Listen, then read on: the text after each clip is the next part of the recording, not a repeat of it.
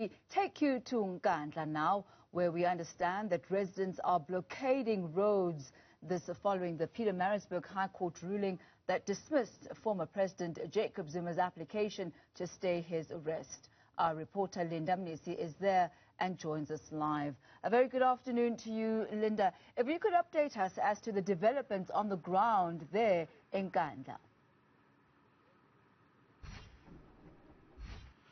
Well, Tammy, at the moment, what you're seeing behind me are police officials who are trying to disperse the crowds and also clear the road. So much of, the past 10 minutes, they've spent trying to clear the road. We are on the route that leads straight to the former president's house. It leads all the way to Nkandla. So this is the only route that you would use when going to the former president's home. You'll remember earlier in the week, on Sunday, in fact, when the Zuma supporters made their way to the former president's house, they were stopped on this very same road. It's only about a couple of kilometers away from the former president's house. So what you're seeing there are the police that have negotiated successfully with some of the people who describe themselves as concerned citizens here in Nkandla, concerned, of course, about the arrest and the incarceration of the former president, saying that if they are not going to release him, then there will be continued unrest here in Nkandla. On the top, at the top there, on that bridge are, of course, some of the police officials. Prior to them getting there, there were a couple of members of this concerned group who are wearing ANC regalia.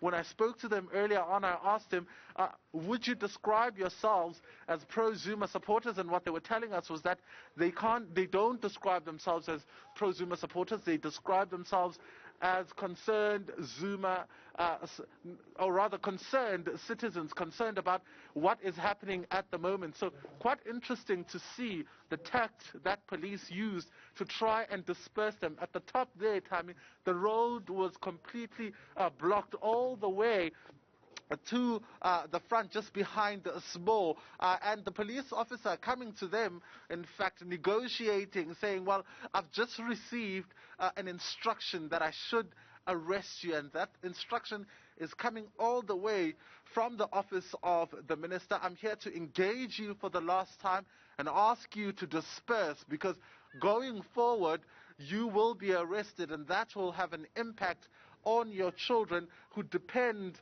perhaps on you feeding them. So you don't want that on your children. We understand how you're feeling, but this is not the way that it's done.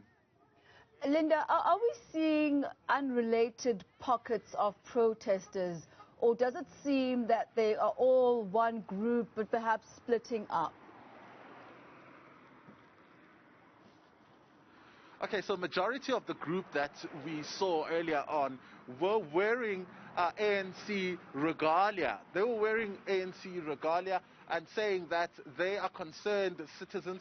It doesn't appear that there are any other people outside of that group. The police over there have just dispersed the kids that would usually hang out at that shop. It's just next to a school here. So those kids that you see there, that group of boys that you see there usually hang out at that local shopping center, at that local store, and we're seeing them being told to go home as police try to disperse the crowds. We're going to move to the other side with the SMO so that perhaps we can get a better sense of what's happening on the other side of the road. But I tell you what, from the people that we engaged with earlier on, who heeded the call, surprisingly, by the police when he pleaded with them to go, there was, of course, many of them who were wearing ANC regalia, saying that it is unfair that a man as old as Jacob Zuma would be jailed. I also had an opportunity to engage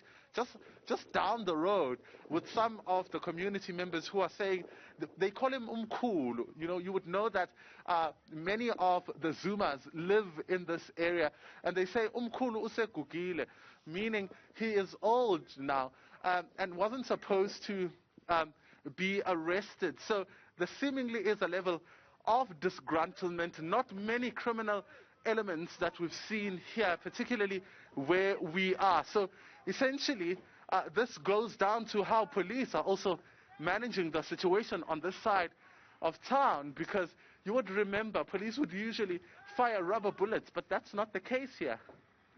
Certainly. Linda, we'll continue staying with you throughout the course of the day and just monitoring the situation there that police seem to have under control. Thank you very much. That's our Linda Mnisi. He is in Nkandla, where pockets of the community are protesting against the imprisonment of former President Jacob Zuma. And we are seeing police presence as well there. But he is saying that no rubber bullets have been fired or shot at, but rather that the residents who are protesting are being spoken to and asked to go home just to keep the peace.